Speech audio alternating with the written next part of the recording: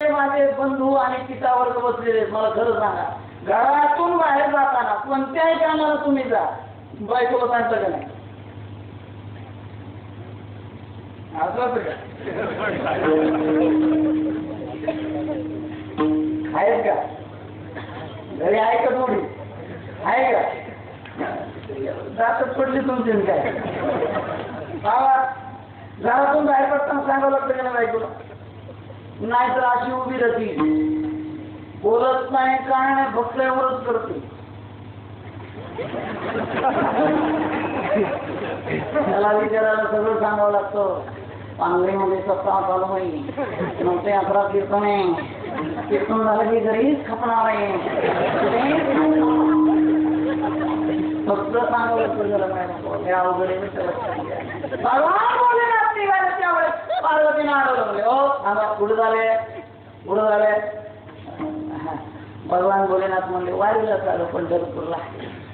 मला करमत नाही, मला ते तुमच्यासोबत यायचं. कोण? पार्वती म्हणजे मला ते तुमच्यासोबत यायचं. भगवान भोले बाबा म्हणले, पार्वती तुला नाही जमायचं, लय गर्दी राहते, लय तू फार गर्दी राहते, माणूस शेवून जाते, जमणार तुला यायचं.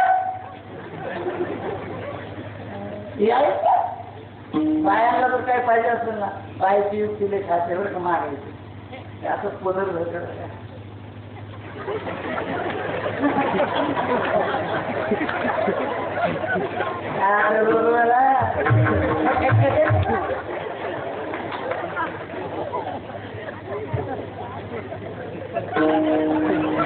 एवढ्यावर नाही भागलं तर पुढं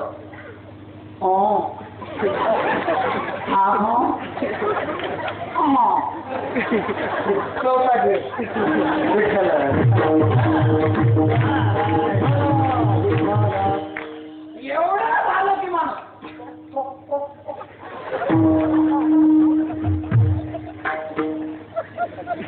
भगवान भोलेनाथाने आग्रा आणि माय बापा घेतलं, पार्वतीला सोबत निघाले. दोघं निघाले. पोरगा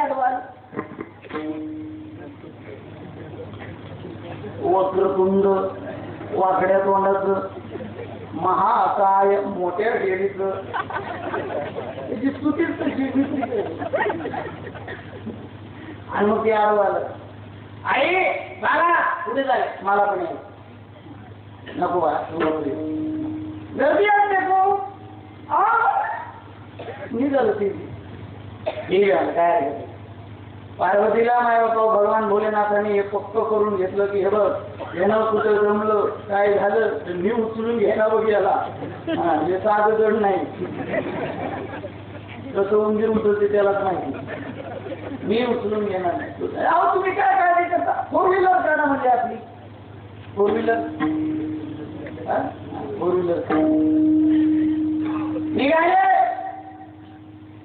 धर्म करता करता वासरीमध्ये आले माय बाप्पा, सर्व संतांची मांडी आली एकत्र आली. सगळ्याच्या तोंडामध्ये एकच शब्द होता, ज्ञानोबा माऊली तुकाराम, ज्ञानोबा माऊली तुकाराम, ज्ञानोबा माऊली तुकाराम, ज्ञानोबा माऊली तुकाराम, ज्ञानोबा माऊली तुकाराम.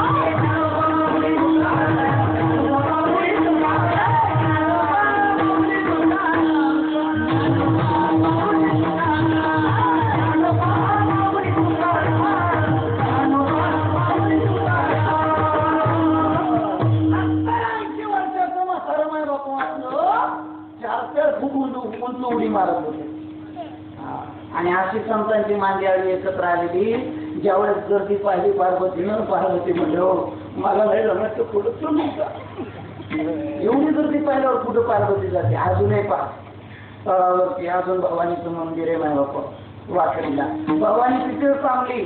भगवान भोलेनाथ नंदी आणि गणपती बाप्पा पुढे निघाले. चंद्रभागेचं स्नान केलं, पुंडलिकरायाचं दर्शन घेतलं, प्रदक्षिणेला निघाले. नरहरी मठापाशी आल्यानंतर एक असंच वारकरी होतो. भगवान भोलेनाथाला म्हणला, ओ भोलेबा कुठं निघाले एवढ्या नंदीला घेऊन तेवढ्या गर्दीमध्ये? नंदी उदाळातात आमच्यासारखी म्हातारे मरून जाते, या नंदीला इथंच उभा करा. भगवान भोलेनाथानं नंदीला सांगितलं, बाबा तू इथंच उभा राहा. मला सांगा, भगवान भोलेनाथाच्या पुढे नंदी असतो का मारुतीराच्या पुढं? हा लवकर बोला ना. तिथं जा माय बाप अजूनही नरहरी मठापाशी बघा तुम्हाला भगवान माय बाप भगवान माझ्या बजरंग बलीच्या समोर नंदी महाराज अजून उभे आहेत बरं का. तिथून पुढे भगवान भोलेनाथ दर्शन घेऊन आज सर्व नगर प्रदक्षिणा केली आणि चोखोबारायचं समाधीचं दर्शन घेतलं, नामदेवरायचं समाधीचं दर्शन घेतलं. भगवान भोलेनाथ जेव्हा आतमध्ये जायला लागले त्यावेळेस बरं का महाद्वाराचं उंच होतं. वरती जात असताना काय झालं, भगवान भोलेनाथानं गणपती बाप्पाला असं उचलून घेतलं होतं. पाठीमागे एक वारकरी होता, त्याला मोतियाबिंद झाला होता.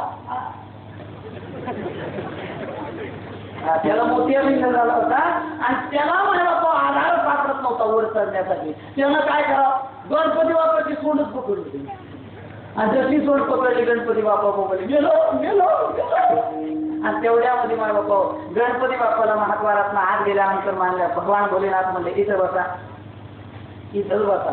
अजूनही जा तुम्ही महाद्वारात आत गेल्यानंतर डाव्या हाताला गणपती बाप्पा आहे. मध्ये गेले आणि मध्ये गेल्यानंतर नारायणाचं भजन चालू होतं. नारायणाचा नाव गेला गरुड घामाला लिंगण दिलं आणि ज्यावेळेस महाद्वारात माझ्या बाप्पा आतमध्ये भगवान भोलेनाथ ज्यावेळेस गाभाऱ्यामध्ये गेले गाभाऱ्यात गेल्यानंतर पांडुरंगाचं दर्शन घेतलं.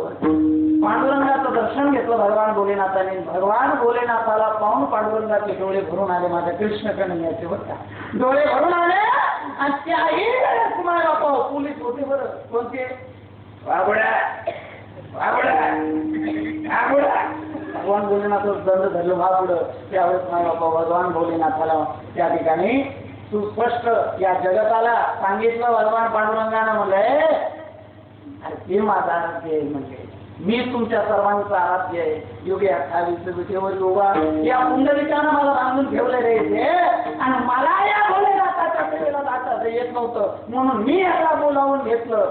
बरं का महिमा वर्णिता महेशोपी मस्तकी बंदीला माय बापो. त्यावेळेस भगवान भोलेनाथाला सांगितलं बाबा तुमची जागा ही नाही, तुमची जागा माझ्या मस्तकावरती आहे. विश्वाची कोणतीही कृष्णाची मूर्ती अथवा कुठलीही देवाची मूर्ती अशी नाहीये ज्याच्यावरती मस्तकावरती माय बापा साळूंचा प्रतिमा आहे. भगवान भोलेनाथाची प्रतिमा आहे. लिंग प्रतिमा फक्त पांडुरंगाच्या मस्तकावरती आहे. अजून एक पंढरपूरला जाऊन पहा किंवा कुठलीही पांडुरंगाची मूर्ती पहा वरती काय लिंग प्रतिमा आहे.